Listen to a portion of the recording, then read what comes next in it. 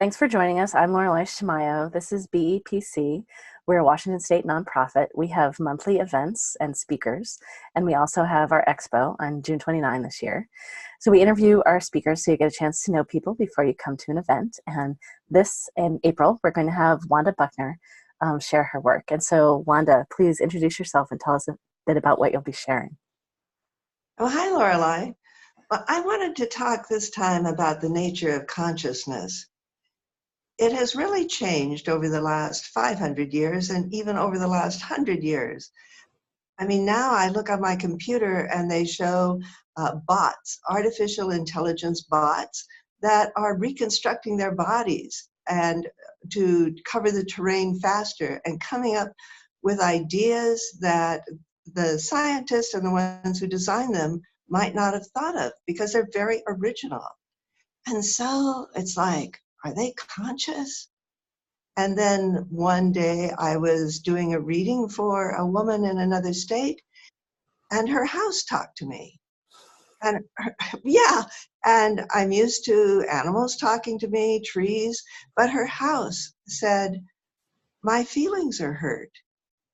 And we had a whole conversation about why the house had its feelings hurt. And it wasn't because the new person that the house was sheltering didn't love the house. It was a miscommunication and a misunderstanding that she would say to the house, oh, it's such a shame you're in such disrepair that no one took care of you. But the house felt, but I still did my job. I sheltered the woman who lived here. I took care of her. And so by changing around that conversation so that they understood each other better, it improved her relationship with the house and how she felt in it and how the house felt in the neighborhood.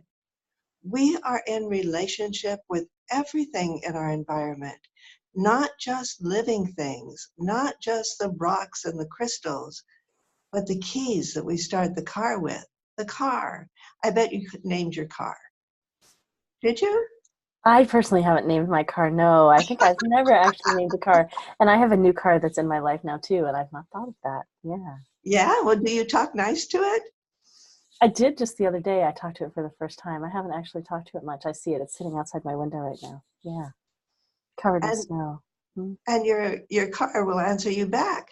And now sometimes you may not hear what they actually say, but I have a friend who was cursing her computer and saying, you never work right.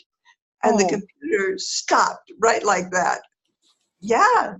So conscious or not, come to the expo, hear a little more. We'll talk about it, and I'll provide you some more ideas of what might be conscious in your life and how well, to work with that. that's amazing. That's great. I guess, I'm just curious if you can answer too. When people come to you for sessions and things like that, do they come with particular challenges or how does it typically, or this is just the flow of how you engage everything that people come to you with? Well, it's interesting that most people who feel great about their lives are not going to come to an energy healer or to a reader or a medium or a psychic like myself. Now, once in a while, someone will come who has received a gift, and it's a wonderful gift to be able to go when you don't have a specific issue, but you just want more in your life. And so when people come to me, they usually have an issue that they are working on. In the particular person's case who had the house was not the issue. It wasn't about the house. But when we open the channel of communication, it opens completely. And so anyone who is relevant to the situation that the human is experiencing can talk, has the opportunity to be heard. And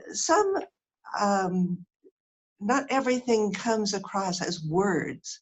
Sometimes there's a feeling instead, an emotion instead, that I experience from the other. Sometimes it is someone who has died, who would like a message passed to that person. And sometimes, in fact, oftentimes, the original issue that people come in for is the tip of the iceberg.